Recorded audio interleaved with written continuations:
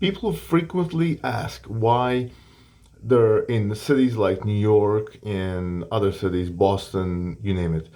They build these very expensive condos, and ridiculously so, like with a billionaire's row, where they're $100 million condos, at the same time as nobody builds affordable apartments or affordable condos, something that would cost two, three, $400,000 that people can actually buy.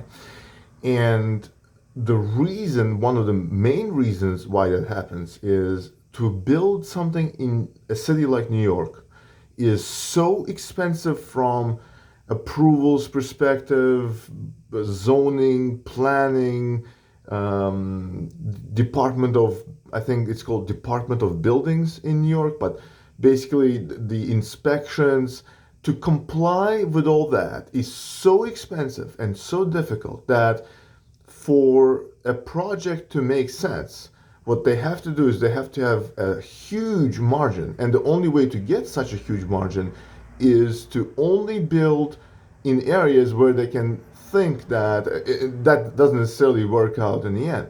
But they can at least have a plan to sell these ultra expensive condos and then use the proceeds from those sales to offset the expenses they had with dealing expense offset expenses they had um, dealing with DOB, I think it's called Department of Building in New York and other cities. And the solution there is, of course, not overregulate industries like they are today. Now, when it comes to they think they will make that money back, that doesn't necessarily always work out. Like many of these buildings have unsold properties, both residential and commercial. And you might think, well, okay, fine, they build these super expensive condos, they can't sell them. What you have to realize is that it does harm the overall economy because they went to the bank and they convinced the bankers that give us X hundreds of millions of dollars, maybe a billion or even more than $1 billion to build this building, and we'll make that money back. And then when they don't make the money back, either it's there's a default on the loan or one way or another, the bank doesn't get the money back that it lent. And then when the bank doesn't get that money back, it further stifles building other structures. So what happens is, so a bank will have, let's say, $1 billion that it can lend, and then that $1 billion is taken up, and only half a million is repaid. Now it can no longer finance another building project. So it's there. There are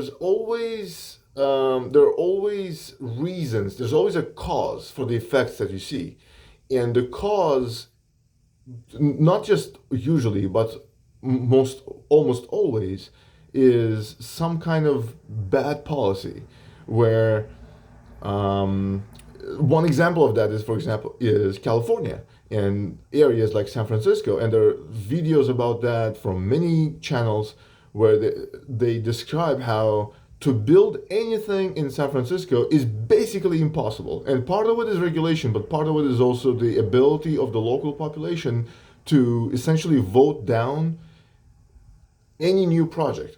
And the result is real estate prices that are just crazy for no good reason. And um, this is not necessarily the existence of the properties that cost $100 million. They're not necessarily the fault of the rich people who buy them.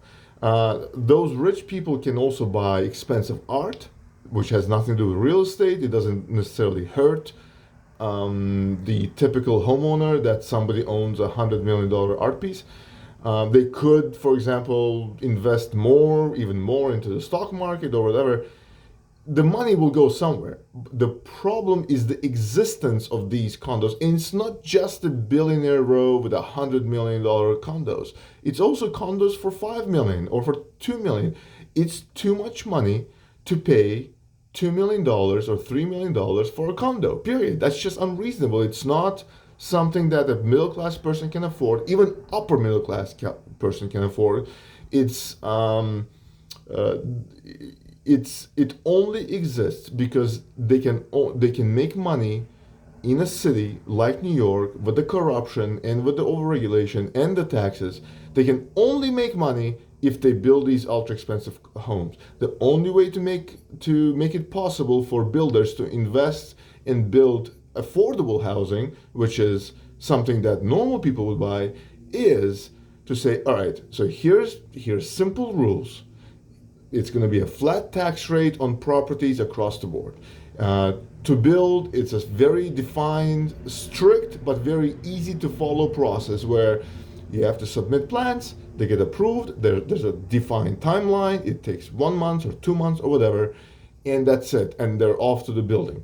And it, that's the only way. It's easy rules, strict but easy to follow, expected simple and easy to plan tax structure, and that would make all these things possible. There's no other way. You cannot build projects or something like projects, subsidized housing, by like through another like tax incentive. All these tax incentives in subsidized housing projects only hurt. It make the problem bigger, create more problems.